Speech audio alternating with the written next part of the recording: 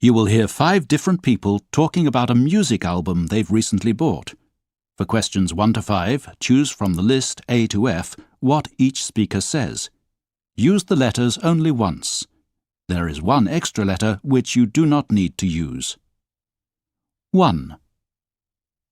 I've had this album for quite a long time. It took me a while to get into it, as it did with the band's previous album. But it's totally grown on me. It's got a real range of different styles and songs, more so than the first album. The guitar playing is as brilliant as ever, and the vocals are sung with real emotion. I have to say, though, that there are 1 or 2 tracks which I can't help skipping. They're just a bit boring.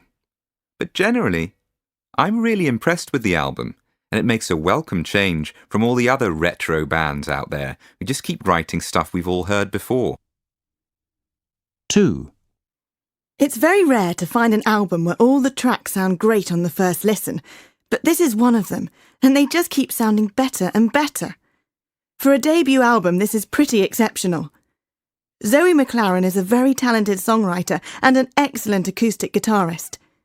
She's got a really gorgeous voice, which is powerful, yet warm, and melodic at the same time.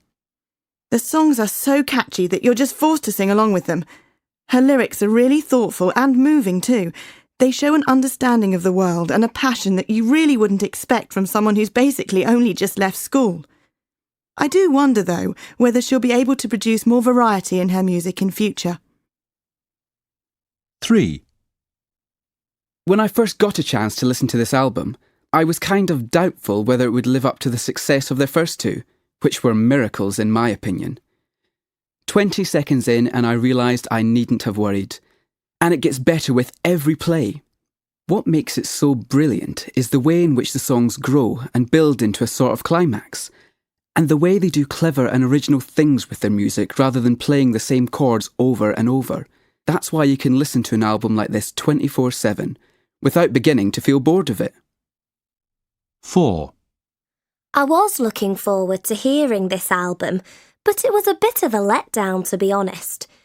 It's played and produced well, but it's missing the enthusiasm of the earlier albums, and it has no standout tunes.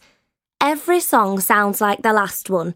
You know, drums, a few keyboards, some impressive guitar riffs and solos. I suppose it makes perfect background music because it never actually grabs your attention enough to distract you. The words may be deep and meaningful, but I couldn't say, as my mind tends to wander due to boredom. I certainly don't think it deserves the amazing reviews that it's had. 5. Well, I bought this album because I was impressed by the 2 chart singles the band had brought out earlier in the year. I was hoping for more of the same, but with the exception of the singles and a couple of other tracks, I found it really dull, even after listening to it a few times over. As for the words, they could have been written by someone at primary school. Of course, the musicians are quite young, and this might explain the poor result. This is the first album I've bought by them, so I don't know how it stacks up against the previous ones, but given this effort, I won't be rushing to buy any more.